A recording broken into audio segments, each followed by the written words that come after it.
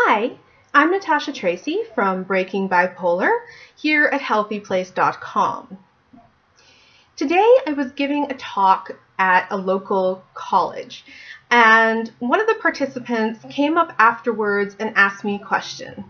She said that her friend had been undergoing electroconvulsive therapy, we just call it ECT, and the therapy wasn't working and she wanted to know what she could do to help her friend.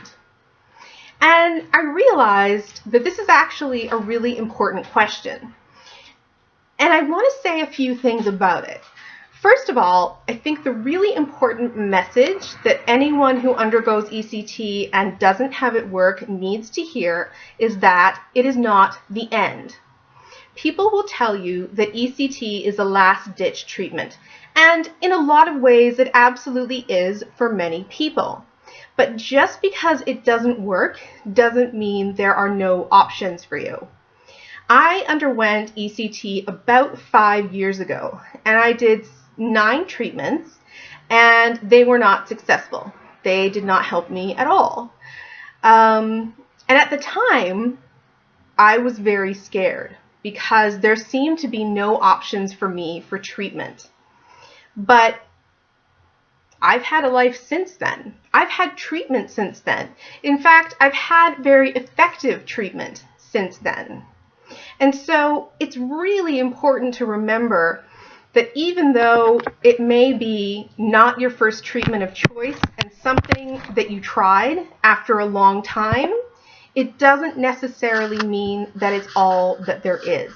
There is life after an ECT failure. The second thing I told this particular girl was that her friend needed to get into a support group, because in a support group, you're going to be able to meet people who have been in that situation. Believe me, you are not the only person for whom ECT has not worked. There are others out there, and they're not dead. They're not lying on the couch incapable of moving. These people have gone on and had lives. It sucks when a treatment doesn't work, but any treatment has alternatives, including that one.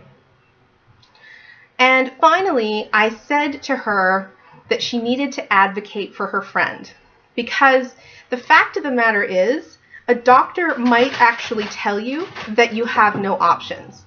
A doctor might actually tell you that you're done. And this is never true. If a doctor tells you that, you need a new doctor. I can tell you that I'm on a cocktail of medications that it took years to find. And there's an unlimited number of cocktails out there, and that means that one of them is right for you. I don't know which one. I can't tell you when you're going to be able to find it, but what I can tell you is that you haven't reached the end because you haven't found that cocktail yet. And if this cocktail of mine were to stop working right now, even though that would break my heart, I would know that there are other options out there for me.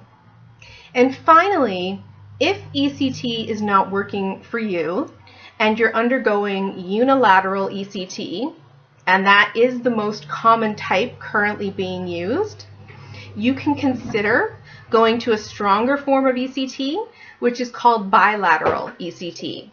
Now, that's a decision that you would need to talk to your doctor about, because bilateral is in a lot of ways stronger than unilateral, and it comes with more side effects for many people. So you certainly can't make that decision on your own. You need medical advice to make that decision. But remember, that is an option for you as well. So the long and short of it is this.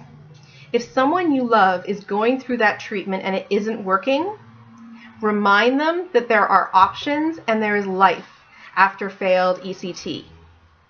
I am Natasha Tracy, and this is Breaking Bipolar.